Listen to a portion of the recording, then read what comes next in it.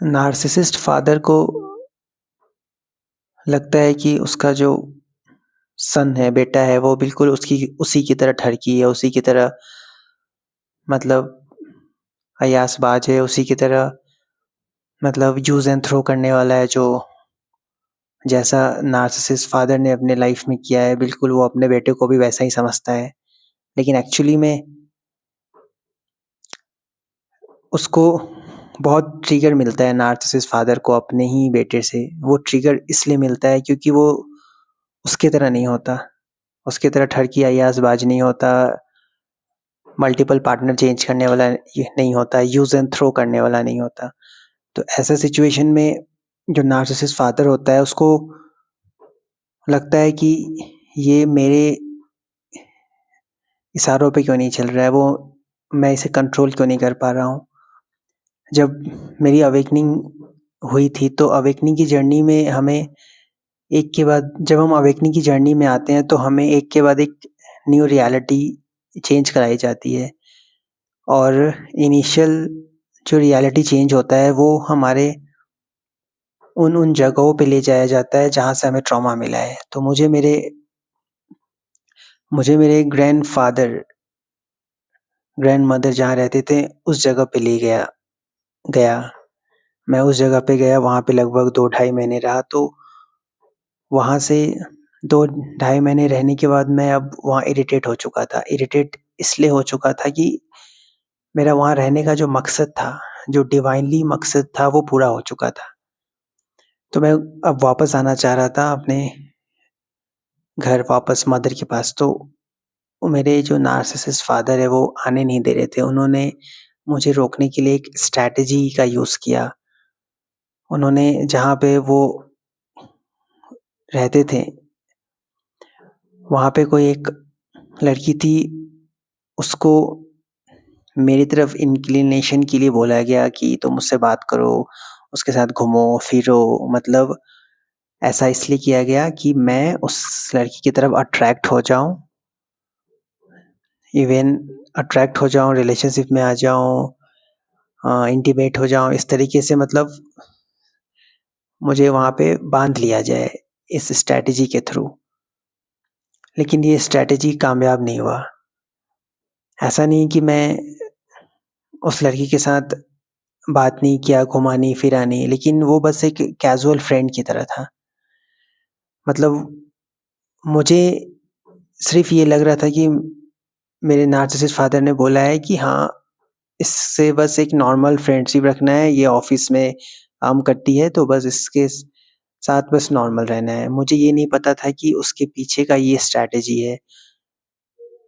ये स्ट्रैटेजी जो था, मैं नॉर्मली उसके साथ रहता था, नॉर्मली कहीं जाना हो तो जाता था और मेरे नार्सिसिस्ट फादर अलाउ भी कर देते थे जाना।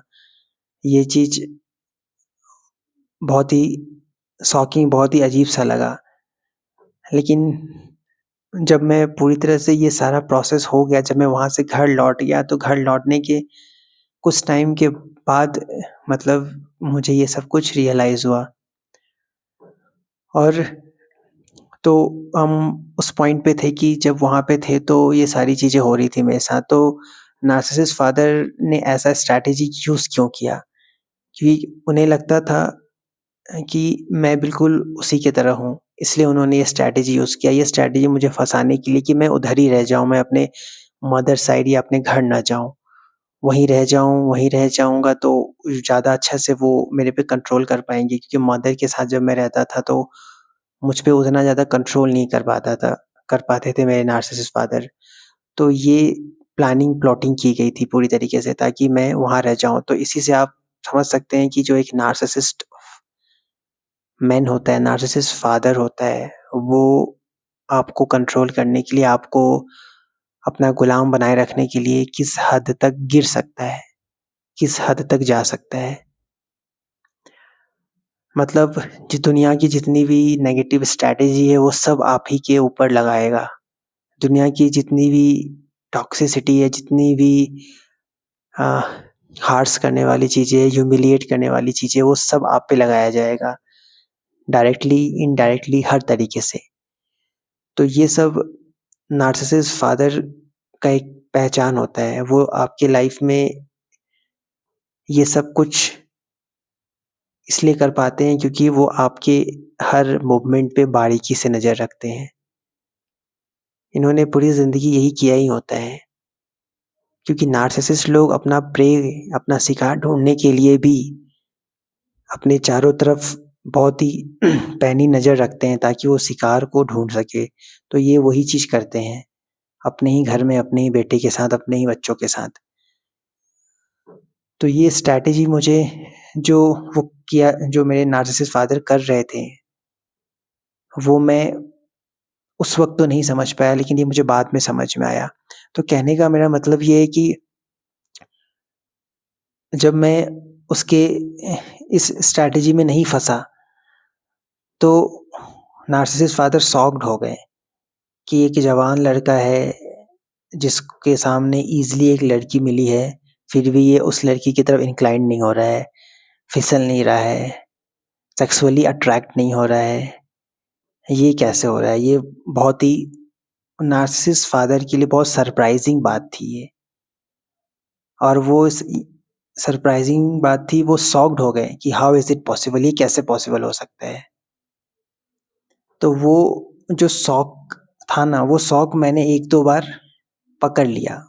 मैंने रीड कर लिया वो शॉक। भले ही नार्सिसिस्ट फादर ने बहुत छुपाने की कोशिश की, बाहर ज़ाहिर करने की कोशिश ना की, लेकिन फिर भी वो 1-2 बार आ गया। कोई कितना ही छुपाएगा, कोई कितना ही स्ट्रैटेजी लगाएगा।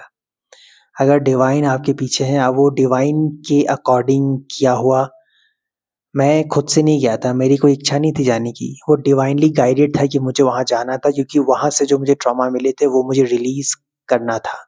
डिवाइन को वहाँ से रिलीज़ करवाना था, इसलिए मैं वहाँ गया था, ये पर्पस था जाने का। और वहाँ मैं गया था 17 साल के बाद, 18 साल के बाद, इतने लॉन्ग टाइम के बाद। एक सिनेरियो बन जाता है जब आपकी रियलिटी चेंज होती है तब। तो उसी सिनेरियो के थ्रू मैं गया था, मतलब एग्ज़ाम के पर्पस से। वो एग्ज़ाम का फॉर्म भरा था, लेकिन वो एग्ज़ाम होगा नहीं होगा कुछ अता पता नहीं था। इसके थ्रू एग्ज़ाम कहीं और था, लेकिन चला मैं कहीं और गया, और सारी चीज़ें बहुत ग्रेसफुली हो गई कि मैं उस पॉइंट तक पहुँच गया। इससे ये भी साबित होता है कि जब डिवाइन आपके साथ है, आपको प्रोटेक्ट कर रहे हैं, आपके लिए कुछ कर रहे हैं ना, तो वो चीज़ें हो के रहेगी, कोई रोक नहीं सकता है, चाहे वो कोई कितना ही बड़ा नार्सिसिस्ट क्यों ना हो। तो जो मेरा नार्सिसिस्ट फादर था, वो बहुत शॉक्ड हो गया कि ये कैसे हो गया है कि ये लड़की की तरफ इन्फ्लुएंस नहीं हो रहा है, ये कैज़ुअल बिहेव कर रहा है, ये गर्लफ्रेंड बॉयफ्रेंड वाला जो मोड होता है उसमें क्यों नहीं जा रहा है। तो इस तरीके से नार्सिसिस्ट जो होते हैं वो आपको फँसाने की कोशिश करते हैं, और इस तरीके से ये इतना गिरा हुआ स्ट्रैटेजी वो इसलिए लगा पाते हैं क्योंकि वो खुद गिरे हुए होते हैं, और उनको लगता है कि उनका अपना बच्चा भी गिरा हुआ है। जैसे वो गिरे हुए होते हैं, वो अपने फैमिली मेंबर्स को, अपने बच्चे को बिल्कुल वैसा ही समझते हैं। तो इस तरीके से वो आपके लाइफ में ना जाने किस-किस तरीके से, और ना जाने इससे भी कौन-कौन से घटिया तरीके से आपके लाइफ में आपको कंट्रोल करने के लिए, आपके लाइफ को कंट्रोल करने के लिए क्या-क्या स्ट्रैटेजी लगा सकते हैं, आप सोच भी नहीं सकते। मैं खुद हैरान हो गया जब मुझे बाद में क्लिक हुआ तब, उस वक़्त बिल्कुल भी क्लिक नहीं हुआ कि ऐसा क्यों हो रहा है? मेरा मतलब कोई फ़ादर क्यों बोलेगा कि किसी लड़की के पास जाओ, बात करो, ये करो, वो करो, सारी चीज़ें। तो मैं उस वक़्त शॉक्ड हो गया था। तो मैं उस वक़्त उतना, मतलब आप कह सकते हैं अक्ल नहीं था, या मेरा माइंड ब्लॉक था, इस वज़ह से मैं समझ नहीं पाया। लेकिन ये चीज़ें मुझे काफ़ी टाइम बाद समझ में आई। तो इस तरीके से नार्सिसिस्ट जो होते हैं वो आपको हर मुमकिन कोशिश करते हैं, और ना जाने कितने घटिया-घटिया तरीके से आपको फँसाए रखेंगे। ना जाने कैसे-कैसे गिरी हुई हरकतें, गिरी हुई प्लानिंग करेंगे, आप सोच भी नहीं सकते। इसलिए ये नार्सिसिस्ट कभी आपके नहीं होते हैं, और ये कभी भी ये इस दुनिया के सामने या आपके सामने ज़ाहिर नहीं होने देंगे कि ये आपके दुश्मन हैं।